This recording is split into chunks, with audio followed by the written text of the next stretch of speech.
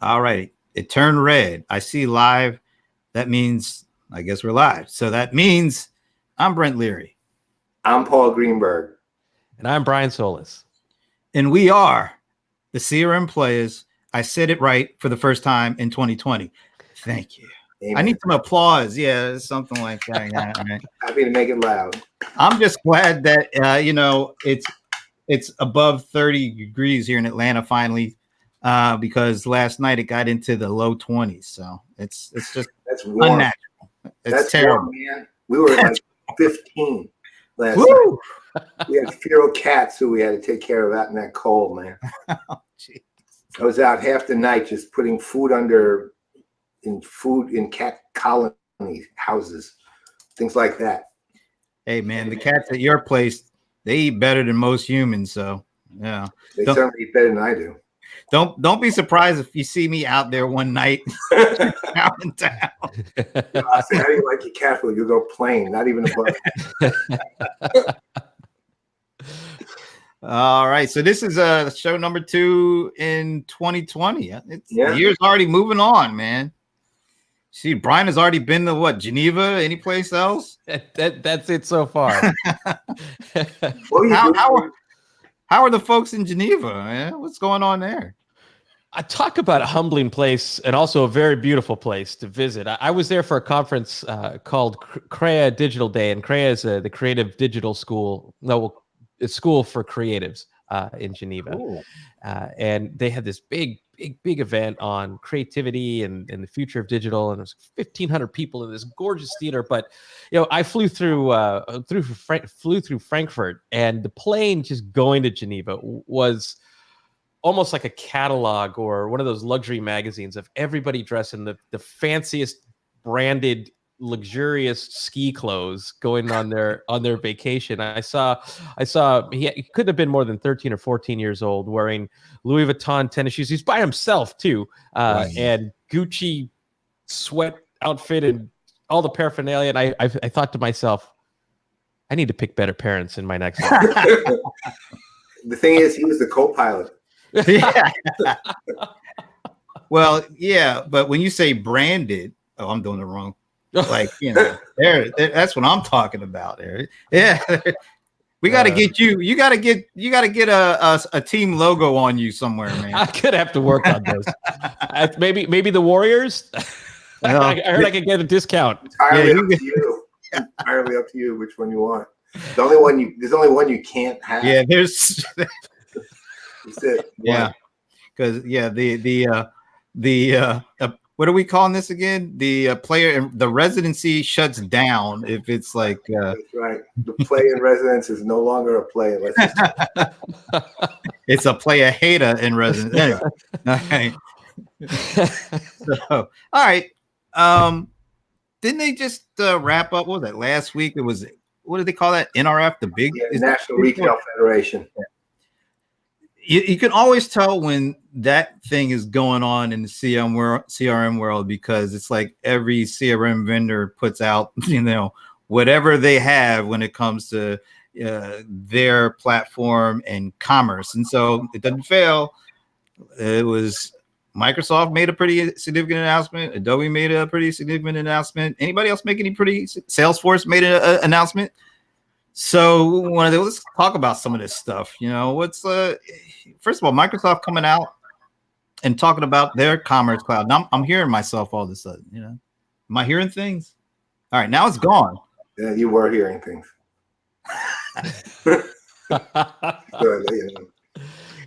Let's talk about Microsoft first. Let's talk about Microsoft and Commerce Cloud. What did you think of what they announced?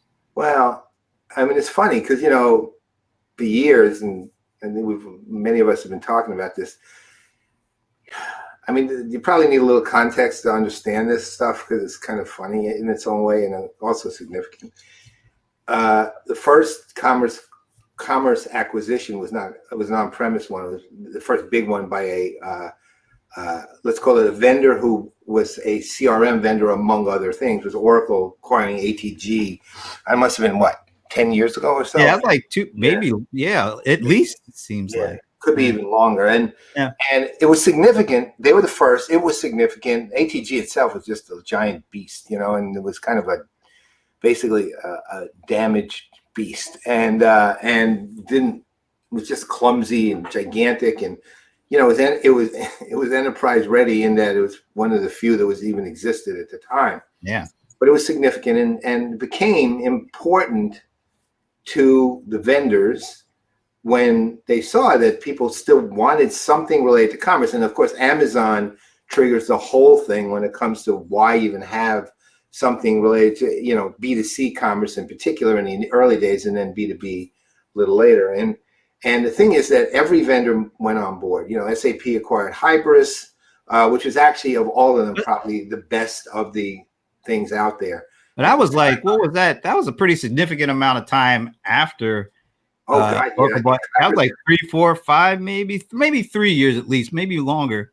But that was a pretty big gap between 2014 to 2015 when SAP acquired Hybris. Right, that was a pretty big gap, probably. And so, and Hybris was on-premise and cloud, but it was also just functionally the best of the lot. And then Salesforce came and acquired Demandware, and more recently last year, I think it was Cloud Craze. Was that last year? B2C and B2B, together. But what was interesting was that Microsoft, they didn't have anyone really left to acquire an enterprise. Well, yeah, because actually, I think I have such problem saying that. Crowd Craze is that must have been 2 years ago, because Magento was last. You're right. Magento was last year, and so Cloud Craze was 2 years ago. Right. And Magento itself was built to the mid-market, really. And and although it seems like Adobe's scaling it, to handle enterprise and mid-market, but Microsoft had nothing. I mean, they just had nothing. They had companies like Episerver, who had a commerce offering, which was very good, actually, served strictly the mid-market. Would be the type that would compete with Magento. But I kept asking them, why don't you just acquire Episerver? And they kept saying, no. I said, what are you going to do? Build your own? They said, yeah. Right. But they didn't like that. They didn't really tell me anything. They just kind of sort of made it sound so lukewarm. I thought maybe they just put me off, but I kept asking them, they kept doing it, because ultimately, even though, as I think it was SAP and Salesforce for a short time tried to claim,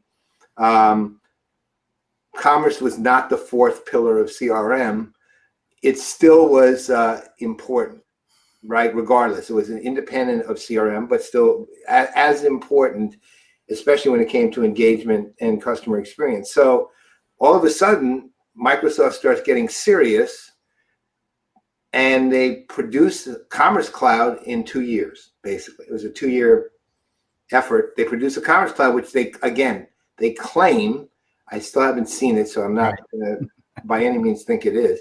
It's enterprise ready. Yeah. I have a hard time with that personally, just because I don't know how you build an enterprise ready, full stack kind of commerce platform, in 2 years. I don't see it. Took these other, again, the Microsoft, though, the one mitigating factor is the Microsoft. They have money, time, they got people, they got some geniuses there who just make stuff happen, right? So there's a chance it is. And, I'm willing to believe it when I see it, but I don't totally believe it until I see it. So that an announcement is really formalizing something that I think has existed for a while. A reasonable guess, 5-6 months already, or 4 or 5 months. And, it's going to be interesting to see how they play it and play it up. You said they played it up pretty big at NRF, right? Well, they did a pre-briefing for some of the analyst folks. And it was a pretty comprehensive briefing. They went over a lot of stuff. Once again, nothing that you could actually see. It was, slide presentation. But it looked like there was a lot of meat to it. And then kind of what I was thinking, they had this big partnership with Adobe, and I think it's a pretty significant partnership for both sides of the equation. And, with Adobe buying Magento and creating their Commerce Cloud, and I thought, well, maybe there's going to be some synergies between that Commerce Cloud and maybe Microsoft piggybacking off of that, but no, it definitely doesn't seem like that. So I started thinking, I want to toss this out to you guys, because I do I've been doing this watching Amazon thing for a while, and it seems to me that all of the big players, Oracle, Microsoft, Salesforce, Adobe, even though they don't have the customer service part, but they're a big player when it comes to marketing and commerce. Remember, they have the alliance with ServiceNow. That's true. They have that, but they don't have it totally in-house. Yeah. And I'm thinking, why does commerce seem to be something that all of them want under their umbrella, as opposed to, just partnering and integrating, as opposed to some of the other stuff? And I started thinking, I think it's the Amazon effect. There are a lot of companies out there competing with Amazon. They don't necessarily want to use Amazon, for AWS, if they don't have to use it for that. If they don't use it for commerce, they don't have to use it for their marketplace. They want to compete and have their own stuff. So they want to go to vendors who are able to offer them a complete commerce integrated customer engagement platform without having it touch Amazon. And so I'm thinking, are we seeing the Amazon effect of commerce being, merged pretty significantly into a customer engagement platform without having it touch pieces of Amazon, so that these folks can compete and not have anything going over to Amazon? Is that, Brian, you see a lot of these, talk to a lot of these companies. Are you seeing any companies say, look, we want to build our own. We don't want to build it on something that Amazon is going to be, touching? What is this Amazon company you keep referring to? There's, in one of Microsoft's announcements, I think they used the word unified commerce. Yeah. And if I had to sort of look at that language, and Paul, you and I have been talking about the lexicon of CRM and CX in the last week. If I had to think about it, it's really about this integration of real-time customer experience and also real-time empowerment of a business to deliver that desired experience. Commerce is one of those key touch points in a journey that today has been largely sort of offloaded in various ways. And now that we're moving all of these experiences to the cloud, we have, especially at NRF, you have in-store, you have e-commerce, you have customer insights at every step, you have purchase data, and looking at the ability to keep all of this stuff integrated is going to help, I think, businesses deliver a much more unified experience. But that's a critical moment. I think commerce and also in service, those are moments where you either win or you lose that customer, not only experience, but that customer sentiment. And because they're emotional moments, I think that this is one of the reasons why they're starting to integrate it into their own cloud, so they can start to control that experience. To that point, occurs to me that commerce used to be, meaning commerce, the term separate from the technology, was pretty much the endpoint of something. Means what you finally did, meaning I bought it, right? Now it's not that anymore, because there's so many things that go into getting to the point that you buy something and that are directly related to that. And it could be, it's all built kind of around the customer journey, obviously. And obviously integrating journey orchestration and things like that are part of how people see commerce. It's interesting, because if you look at the whole journey builder, journey orchestration, journey tracking, what's the other word? Journey visioning, which is a non-existent category that has been invented by, let's say, a leading analyst firm. So you look at those things, all in all, it still means I am a customer. I am moving across a bunch of things to get to a point. I can make a decision on whether or not I want to buy something. And even if it's interaction, it's overarching experience, ultimately the net of it all, the outcome is going to be, I I want to buy and keep. I should be buying and keep buying, and then the company's happy and I'm happy. Commerce has got such a wide range of touch points now, and it kind of flows throughout. So, you know, you look at, for example, someone walking, and it goes to your point, Brian, when you're saying insights along the way. I mean, if you go and, you know, somebody like I'll be in a store. Oh, really? I'll be on a store at a store, and I'm going to literally sit in here, and I'm going to look at stuff in that store on here, so I can figure out whether or not, and it could be reviews of it, could be a pricing deal that may be there. You know, I may be able to do like at Whole Foods or something. I can barcode scan it. I get the Amazon discounts at Whole Foods. But one way or the other, I'm working off my mobile device while I'm physically standing in the store. And then I may be looking at a screen that they have related to some advertising, digital ad, or some web experience or whatever. But all of them are on that screen somewhere, right, in the store. And all in all, we probably, in that description alone, I've named 3 distinct areas, but I probably named about 20 touch points, right? And ultimately, I'm standing in a store, which in the old days was you go to the store, you buy the thing, or you're not, or not. When you look at it, it's too expensive and walk out. You know, so you're dealing with something far more complex. But the good thing about the technologies like Commerce Clouds that are out there, A, they can handle that at scale for the most part, and B, they can integrate with all those other pieces, right? And so that the entire journey is covered, with the net end being the transaction that the Commerce Cloud can affect. And, you know, in the book I wrote last year, the book on engagement, to me, if you look at the larger engagement universe, the operational core is CRM. The CRM we know and love as a technology and a system, and the transactional core is commerce and e-commerce in particular. But one way or the other, without those, there is no engagement, right? So they're core. I mean, that word is not used lightly. They're core. You can't do without them. You have to have a means to buy, but also a means to understand how to aim the customer at the thing that they want most, right? And willingness to pay that price, right? And that involves all those other things. So, and then CRM kind of runs the business. So I think Commerce Clouds, again, not the 4th pillar of CRM. The companies who said that, you know who you are, and I'm happy to reveal them if anyone asks me the question.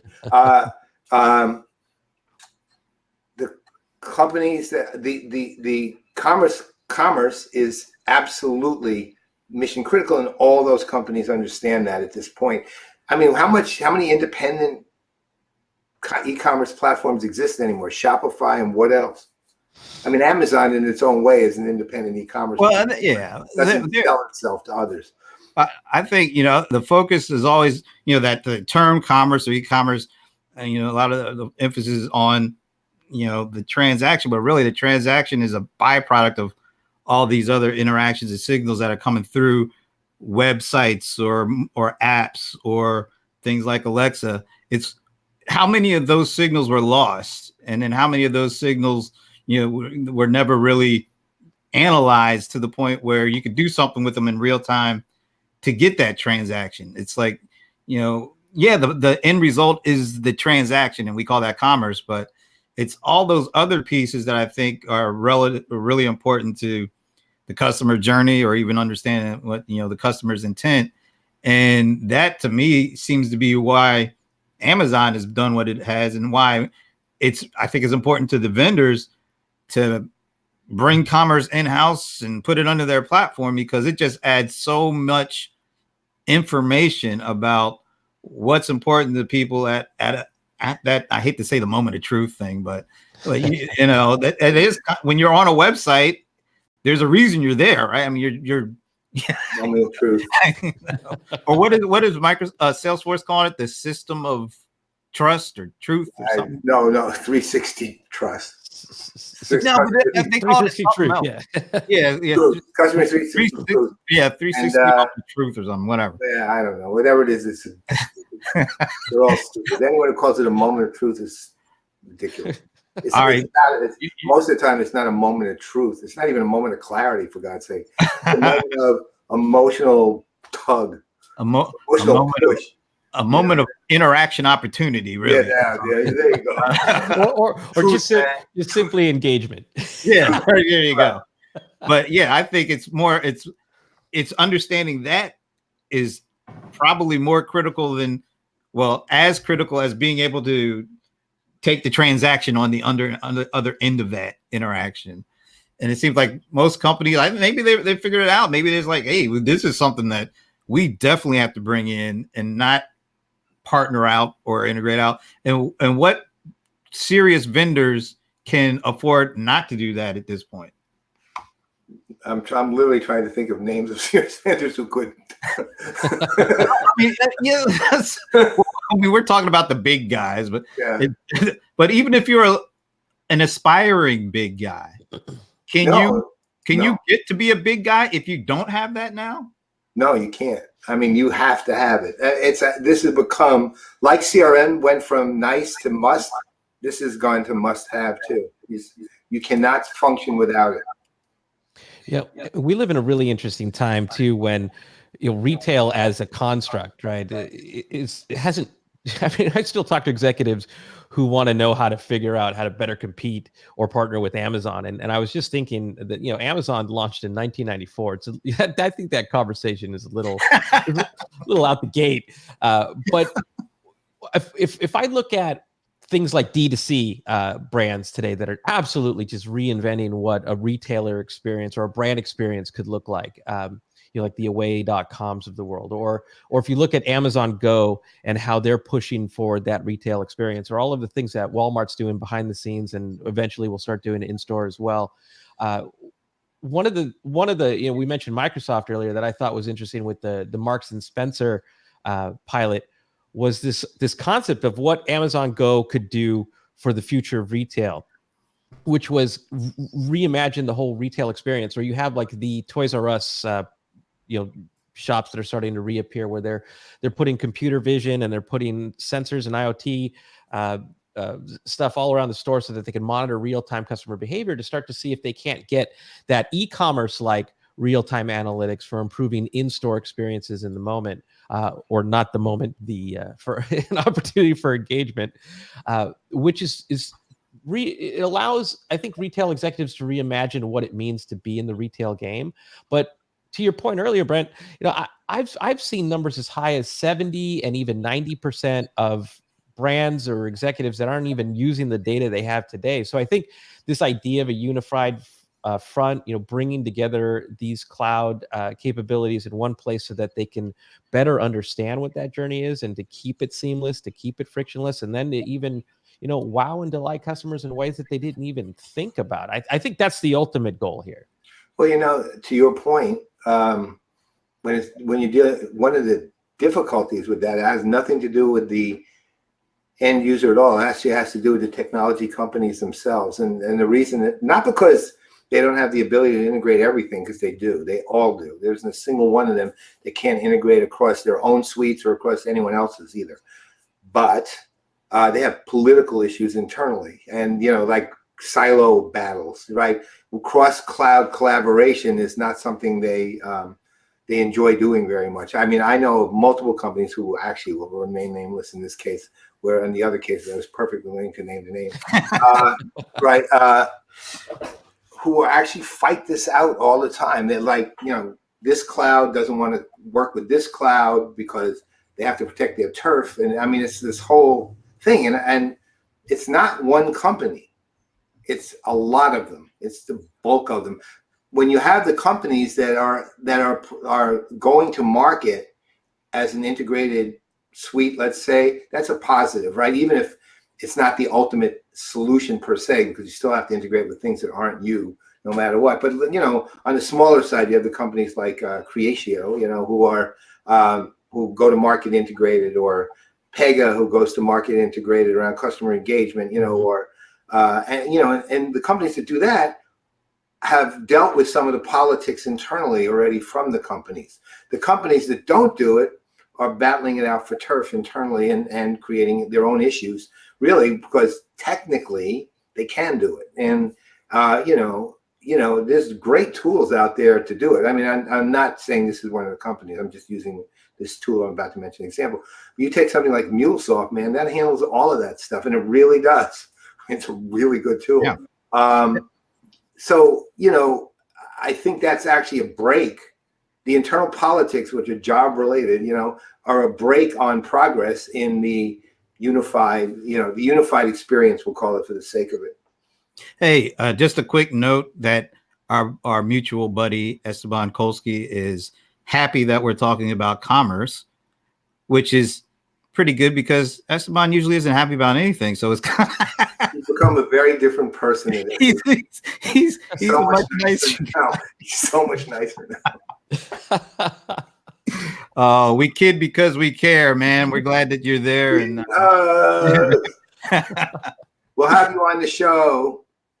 Yes, that'll be weird having him on as. I know. Usually one of the look. He was one of the four horsemen, man. He still is, though. We had Brian. So the four horsemen of CRM or the apocalypse. It didn't really matter.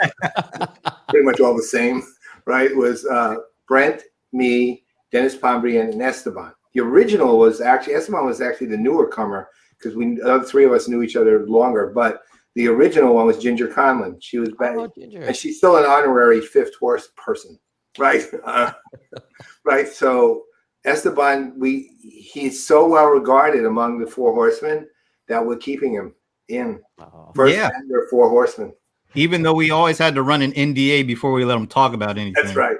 No disclaimer. A disclaimer. That's right. Not an NDA. Every time Esteban would get on the show. We'd have to literally do a disclaimer. His opinions are his and only. The words that come out of Esteban Kolsky's mouth are his and his alone. But we definitely will have him on the show soon. He'll be our first guest for the year. Oh, that would be awesome. It'll be the house to transition to the dark side. Okay, so all right, we beat that up enough. But I want to ask you this, and this is kind of serious, because we kind of just said that. You can't really be a big boy unless you have some sort of commerce and portion to your platform. But then there's a company like Pega who has, they've done leaps and bounds. They've made some serious over the last several years, serious increases, and they're on the cusp.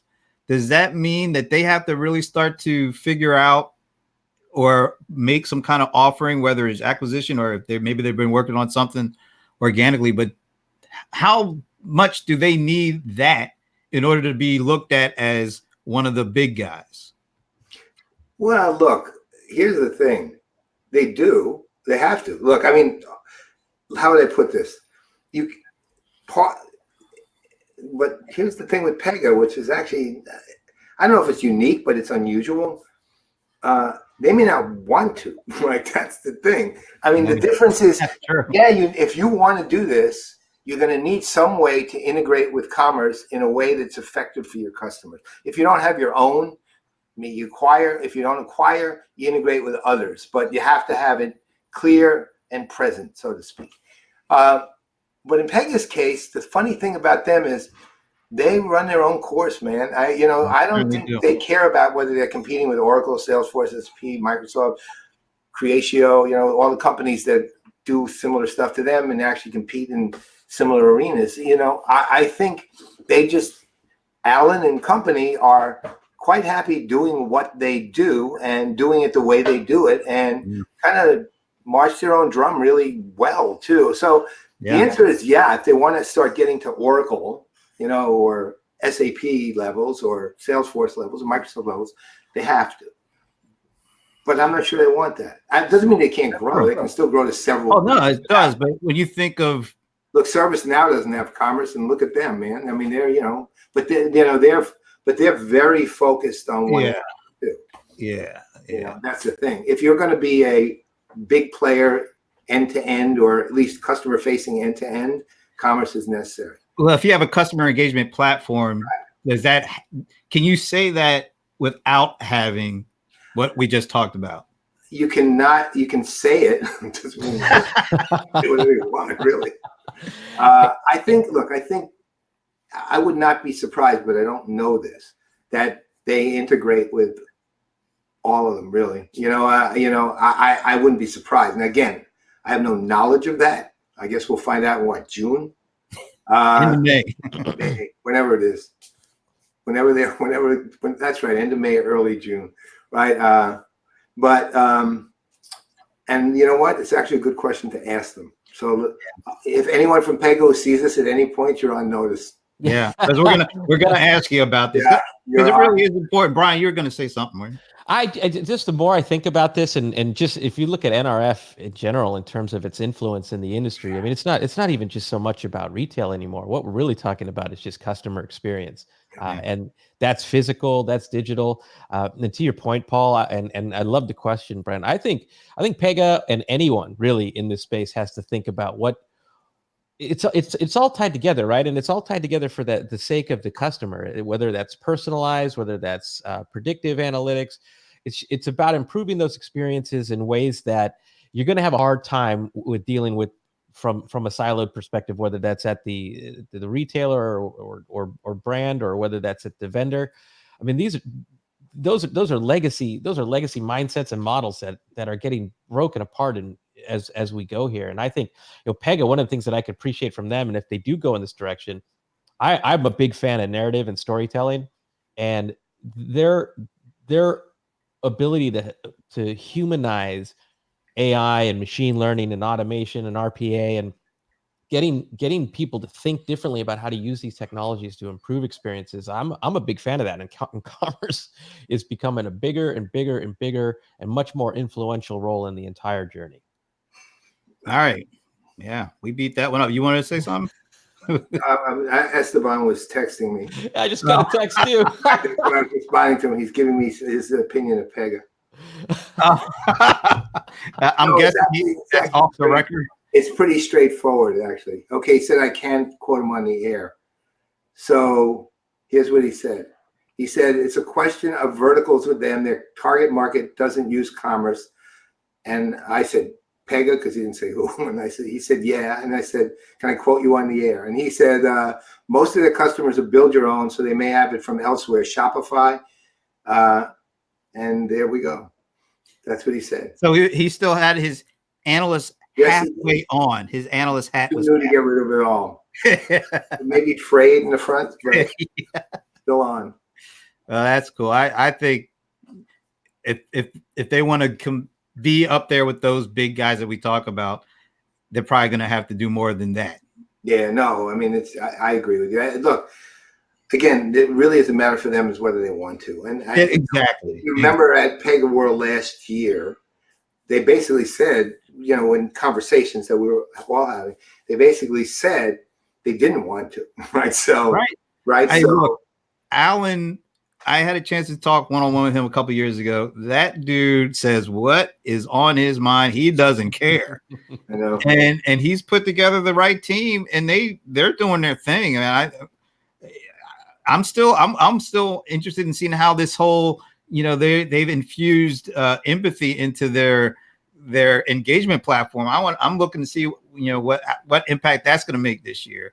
But yeah, they're doing great. But I'm just saying, when you talk about customer engagement, this is a pretty significant and growing even more insignificant piece. This, whatever you call it, commerce. I kind of like how Brian kind of phrased it, but we'll call it commerce. We'll call it commerce. But how can you can't ignore what that brings in terms of experiences, journeys, and just overall engagement. So if you don't have that, that's kind of a tough sell to say you have a fully fledged customer engagement platform. Yeah, I'm with you. Yeah. All right. All right. Hey, you're on notice. We still love you. We do, but you're on notice.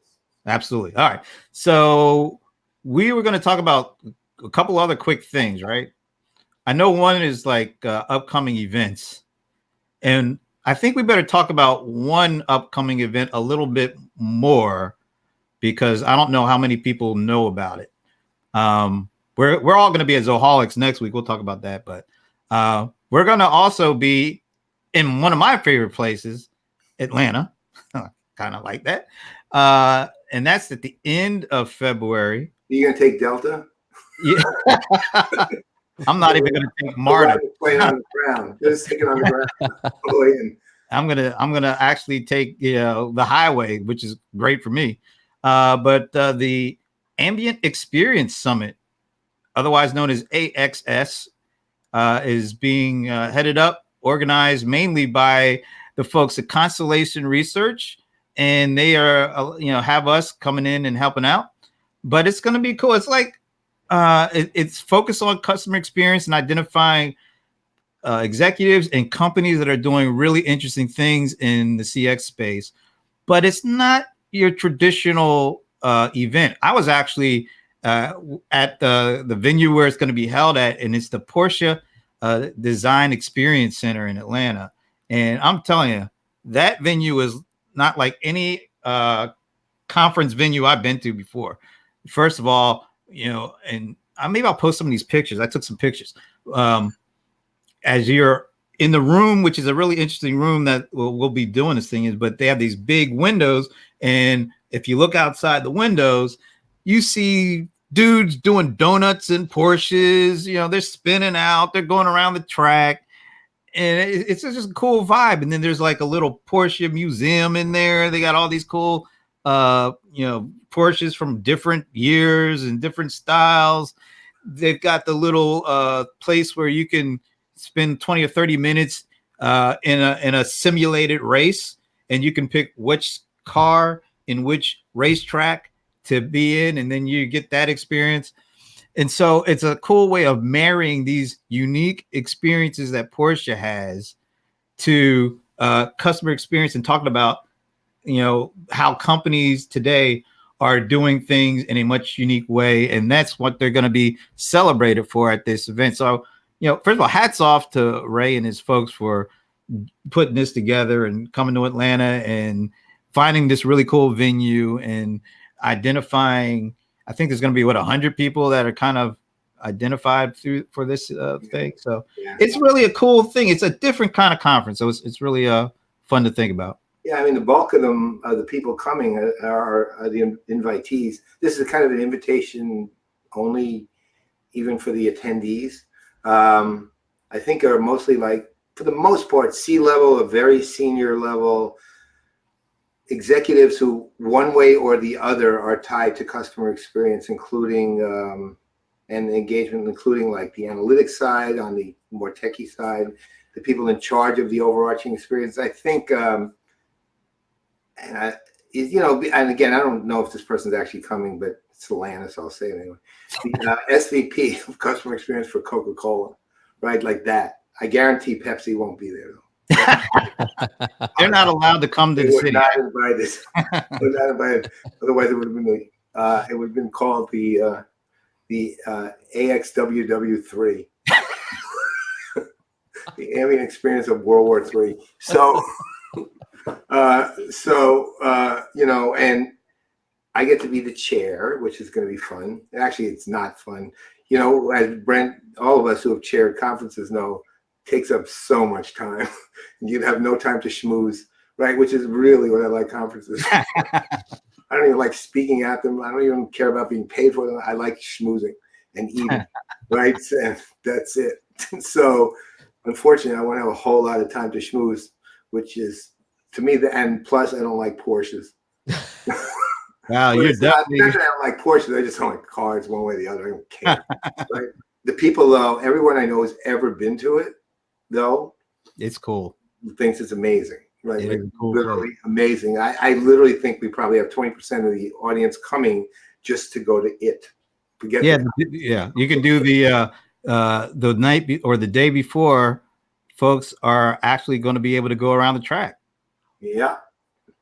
And it's, it's, we got a mix of there's some, the agenda's up on the site. Right. I don't actually know it's Constellation's site. I do know that. It's on Constellation's site. So look it up. Google it. You'll find Ambient Experience Summit. and you have a talking voice thing now. All right, you better get the phone, man. I mean, No, it's not for me. who's it for? It's line 1, which is the home line. Mine does that Beethoven number when it's. No, I'm looking forward to it, and not for only getting a chance for me and Ray to battle. That's right. We're gonna be DJing what is it called? The Insomniac something or other? Insomniacs part. What's that? The night of the 20. I think it's the 6th or 7th one. I can't remember. It's up on the site. It's on the site. Yeah, and somebody, who was it? Somebody said that. Somebody was planning on. Possibly planning on. No, I think it was Farrell Huff of ServiceNow was thinking of coming so that she could see Ray and Brent DJ. That was her main reason. Tell her, come on over. We will not. I'm going to have to ask Ray for an invitation now. Oh, please. Yeah. I don't think you'll have a problem. No. By the way, so we got a couple of comments. One's from my nephew saying, "What's up, Unc?" All right. So what's going on, Keenan? And then Fred McClemens says, Pega is as Pega does, charting their own path, and then only they know the forks ahead. I totally agree with that. Go, Fred. Fred's smart. Absolutely. He actually is a very smart. Yes, I met him at I think it was at Refresh a couple of years back. Cool. I've met him many places, many years. Really a good guy. Also, Phil Vergas. Yeah. It's nice complimentary. Phil, how you doing? Happy 2020. He says, "What a team! Brent, Paul, Brian, and lurking in the shadows, Esteban." That's where he should be, actually. That's and Christine Stoffel, how about that? She says, "Love you guys. Some of the smartest people I know." She's talking about you two, so that's great. Speaking of which, that's another conference. And so Brent and I have been associated with this conference for years, and arguably it might be our favorite. It's called SEAT, Sports Entertainment Alliance and Technology. And Brian, if you care to come this year, I have some VIP passes, and we would love to have you. Hey, it's in Minneapolis this year. This is going to be great. A nice, cool place. So this is a conference of sport. It's basically, even though it's ostensibly Sports Entertainment Alliance and Technology, meaning it's technology buyers, it's really not just that. It's a sports business conference with the leadership of sports business. And it's the leagues and the teams, professional, college, US, European, it across all sports. I mean, the leagues, NFL, and again, I'm just naming the leagues here. I don't know if they're actually going to, I don't know what the 2020 alignment is. The NFL, the NBA, the MLS, the MLB, all hold actual league meetings at the event. It's so popular, wow. So committed. And Christine, the one who was sending in the commentary, is the founder, CEO, executive director, and also, by the way, and this is a shout out for her because she's a very humble person. She was the first C-level woman executive ever in sports, all across all sports. She was the CIO of the Arizona Diamondbacks, and I think it was 2007 or something like that. She was literally the first ever. Right? She never talks about it, but she's a role model for not just women, for men and women, for doing what has to be done in a way that gets things done and accomplishes things despite odds. And, to me, that's major league. The San Francisco Giants just hired the first woman baseball coach. Right. Mm-hmm. And if it weren't for what Christine did in 2007, baseball team, if you remember, that is likely not to have happened now, right? Mm-hmm. So, shout out to you, Christine. Yes. Awesome. So SEAT is, I forgot the dates now, June. It's sometime in mid-June. Yeah, you should come. I'm glad it's mid-June for Minneapolis, because if it was like, now, you tell me how it was. Newfoundland, my second home, got hit 12 feet of snow a couple days ago. The worst snowstorm in Newfoundland's history. So imagine that. And hurricane level winds. Ugh. No. Yeah, cyclone level winds is how they call it, actually. All right, Wow. let's get wrapped up here. But we got to say, looking forward to next week. It's going to be fun. This is going to be the first time that we will all three be in one place for 2020. So we're going to be doing a CRM Players. So be on the lookout. Be on the lookout for the big three in Austin, but we will not be wearing cowboy hats. We're not doing that. No, not. We did that once only for really only for one person, right. Sandy Lowe. We wore cowboy hats, but believe me, that's not a repeat. I'll call it this way. That would, if it was repeated, it would be a repeatable offense. Well, let's put it like this. They gave me a 10-gallon hat, and I only got a 5-gallon head. So I look ridiculous with that thing on. Never again. I just look ridiculous no matter how big or small it is, right? Or whether I'm wearing it or not, for that matter. All right. So we will see you next week.